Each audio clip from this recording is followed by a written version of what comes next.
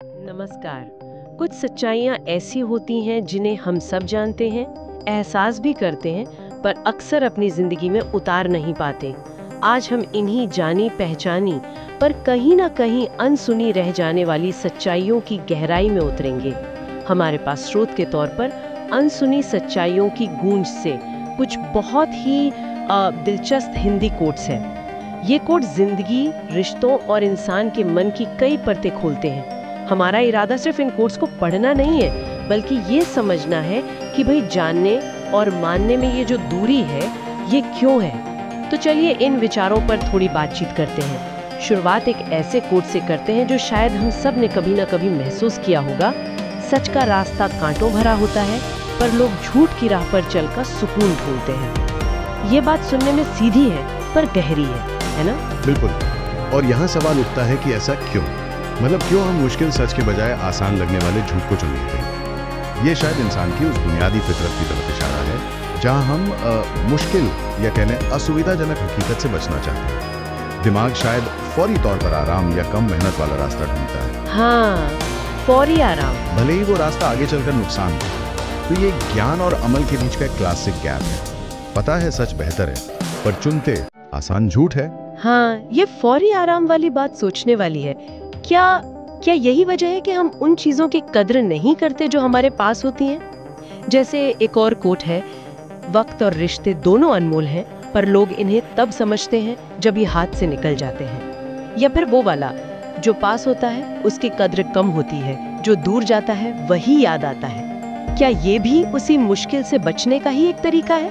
मतलब जो आसानी से मिला है उसकी कद्र करने की मेहनत से बचना। राइट। जो चीजें या रिश्ते हमें स्थायी या सहज लगते हैं, उन्हें हम अक्सर फॉर ग्रांटेड ले लेते हैं। For granted.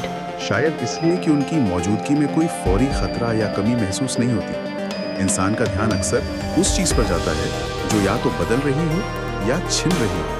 मनोवैज्ञानिक तौर पर भी देखें तो नुकसान का डर हमें किसी चीज के होने की खुशी से ज्यादा असर डालता है। अच्छा। तो जब तक वो चीज पास है, उसका मोल समझने के लिए जो एक ठहराव और ध्यान चाहिए, वो हम अक्सर नहीं दे पाते। और ये शायद सिर्फ बाहर की चीजों या रिश्तों तक ही नहीं है। कई बार हम अपने अंदर के सच से भी तो ऐसे ही बचते हैं। जैसे ये कोट, खामोशी में छुपा दर्द शोर से ज्यादा गहरा होता है, पर हम उस खामोशी को सुनने की बजाय बाहरी शोर में खो जाते हैं। ऐसा लगता है जैसे हम जानबूझकर अपना ध्यान भटका रहे हैं। सही कहा, बिल्कुल। ये भी उसी पैटर्न का हिस्सा है। मुश्किल भावनाओं या अंदरूनी सच्चाइयों का सामना करने से बचना। बाहरी शोर, व्यस्तता, ये सब एक तरह से कवच का काम करते हैं। कवच जैसा। हाँ।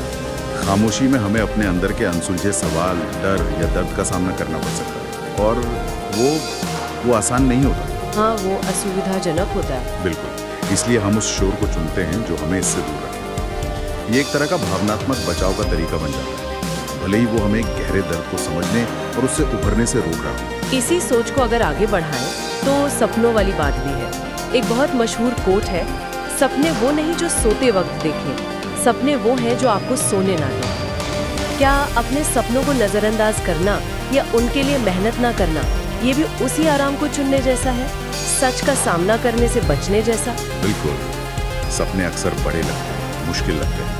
उन्हें पूरा करने के रास्ते में चुनौतियां होती हैं, अनिश्चितता होती है, मेहनत लगती है। ये सब क्या है? ये असुविधाजनक है। आराम की चाहत हमें उन सपनों को टालने या छोटा करने पर मजबूर कर सकती है। ये भी उसी मूल संघर्ष का एक और रूप है। क्या हम मुश्किल पर शायद सार्थक रास्ते को चुनते हैं, या आसान पर शायद कम संतोषजनक रास्ते पर ही चलते रहते हैं? ये कोट्स बार बार हमें इसी चुनाव की याद दिलाते हैं। तो इन सारी बातों को अगर समेटें तो ऐसा लगता है कि जीवन की ये गहरी सच्चाइयाँ, चाहे वो सच बोलने का साहस हो, रिश्तों और वक्त की कदर करना हो, अंदर की खामोशी को सुनना हो, या फिर अपने सपनों के पीछे भागना हो, ये सब कहीं ना कहीं हमसे एक तरह की मानसिक और भावनात्मक मेहनत मांगती है। और हम इंसान शायद अक्सर उस मेहनत से बचने के रास्ते ढूंढते रहते हैं। हाँ, और यही चीज इन कोट्स को इतना रेलेवेंट बनाती है। ये सिर्फ खूबसूरत लाइनें नहीं हैं, बल्कि ये हमारी रोजमर्रा की जद्दोजहद का आईना है। ये हमें रुककर सोचने पर मजबूर करते हैं कि हम किन सच्चाइयों को जानते हुए भी अनदेखा कर रहे हैं और क्यों कर रहे हैं। ये एक तरह से आत्मचिंतन का मौका है। क्या हम वाकई उन सच्चाइयों का सामना करने को तैयार हैं, या हम अभी आराम की तलाश में उनसे मुंह मोड़ रहे हैं और जाते जाते एक विचार छोड़ जाते हैं जो शायद इन सब बातों का निचोड़ जैसा है। स्रोत में एक कोट है, जिंदगी एक आईना है, जो देता वही पाता है। अगर ये सच है और अगर हम अपनी इन आदतों को, आराम चाहने और मुश्किल से बचने वाली को जानते हैं, तो ये सवाल उठता है कि हम रोज इस आईने में दुनिया को और खुद को क्या चेहरा दिखा रहे हैं। हम जानबूझकर या अनजाने में क्या लौटा रहे हैं।